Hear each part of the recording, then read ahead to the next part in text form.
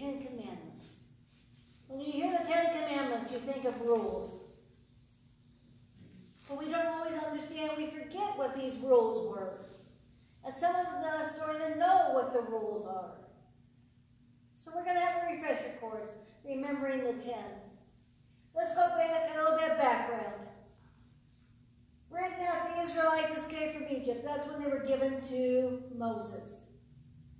It was after their escape.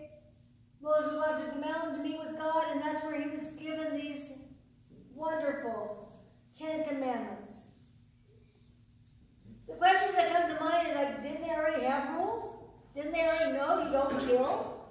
Well, that's kind of why Moses ran to start with, because he killed.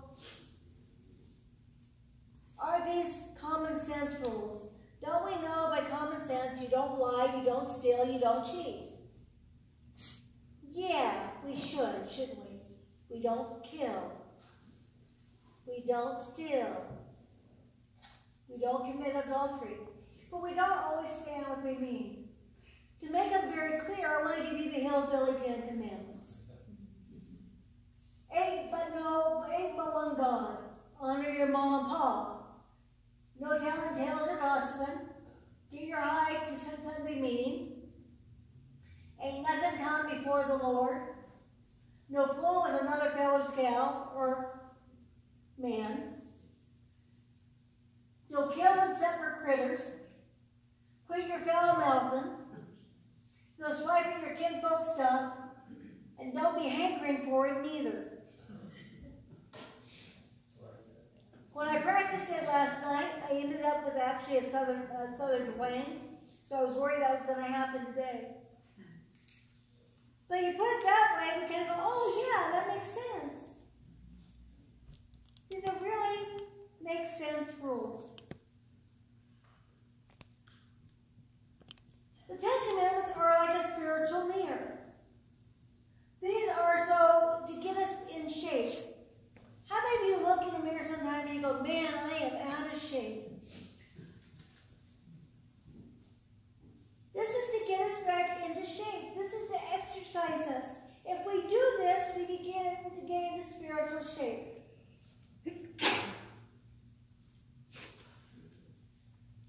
That's how I feel some days. I'm not in spiritual shape. And I practice the 10 Commandments so I can be in spiritual shape. Because I'm doing all the 10 Commandments, that's the beginning of getting into spiritual shape. So let's break down these 10 Commandments. 1 through 4, the 10 Commandments define our relationship with God.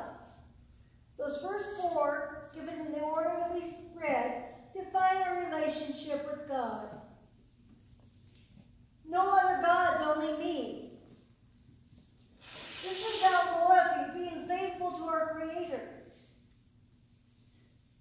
He doesn't want us to have more than one God, to be worshiping more than one person. Only Him. He wants us to be faithful, to be loyal. The second one is no idols. This commandment is really about worship. God loves us so much that He is jealous of our love and does not want to share our love by us going down to meaningless idols. The second commandment goes to the heart of our relationship with our Creator. How many of us have other idols besides God?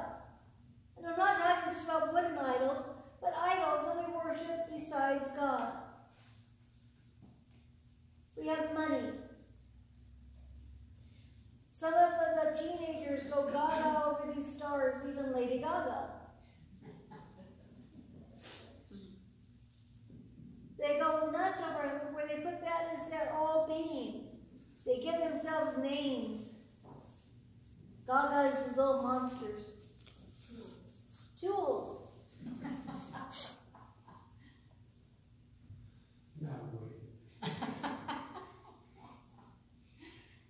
But we put things before our God that we worship. He's saying He's a jealous God. And if you read that full thing, what's happened to Him when He is a jealous God? He's going to be upset.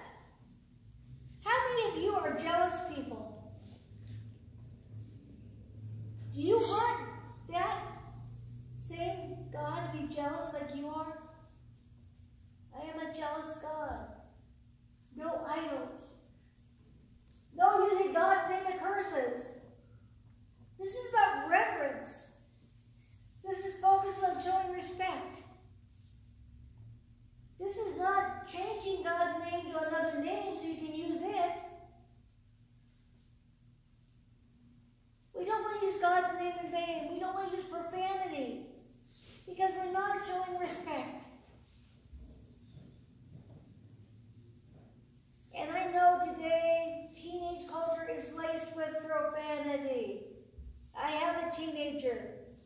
I catch him sometimes. I've been around teenagers. We have a swear jar at Yak.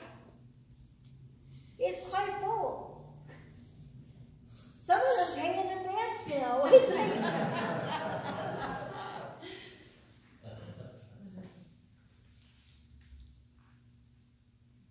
keep the Sabbath day holy.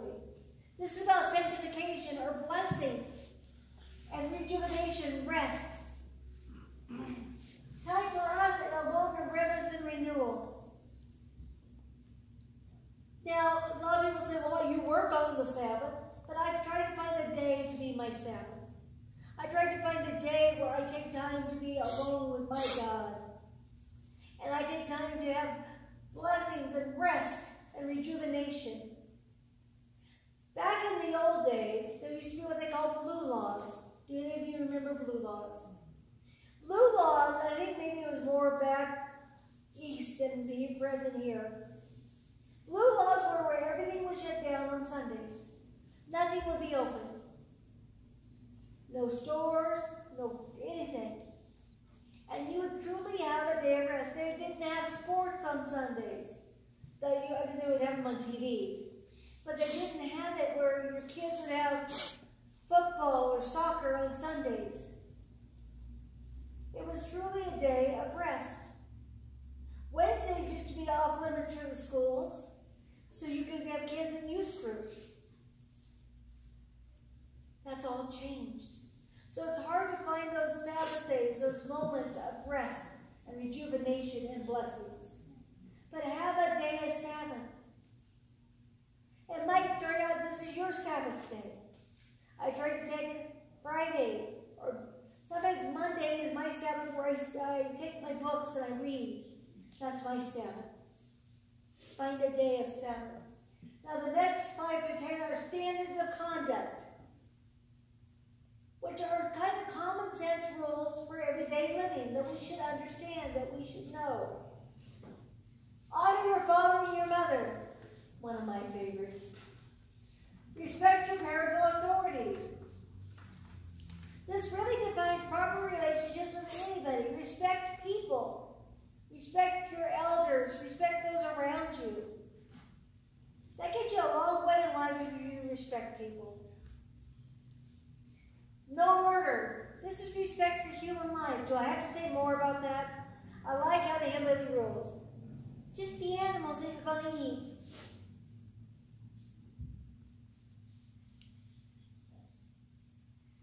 No adultery, purity in relationships. You honor the covenant of marriage.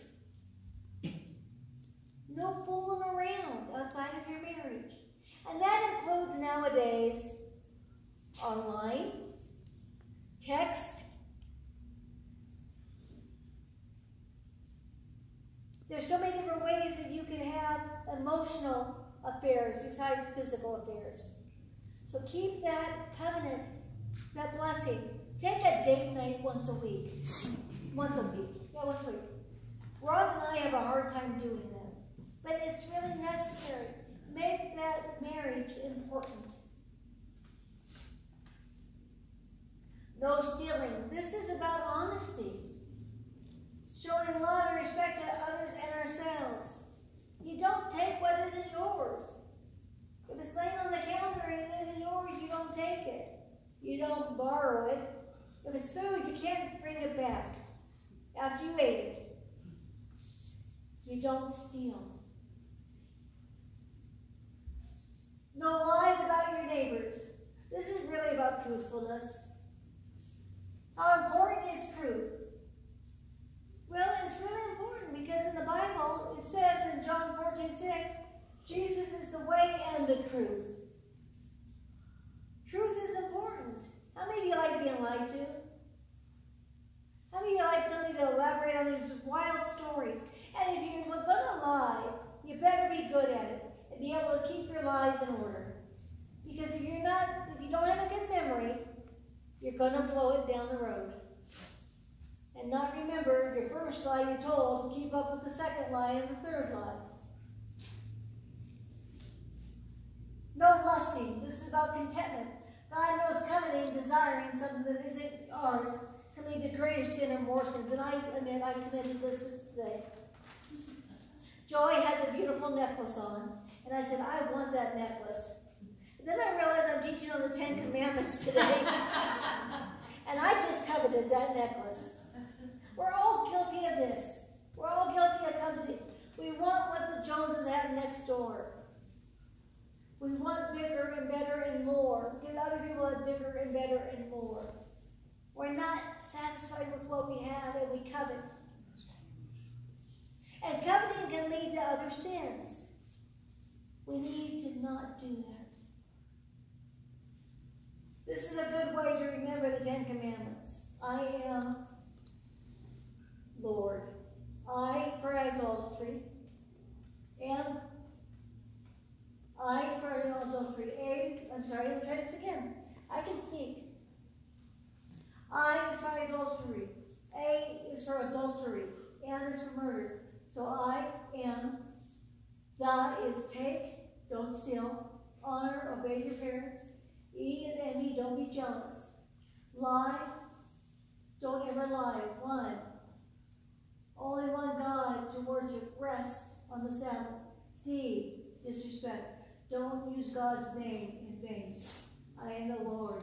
This is a great way to remember the 10 Commandments. And if you need a copy of this, I can give you a copy. I was going to find the bookmark, and I could not.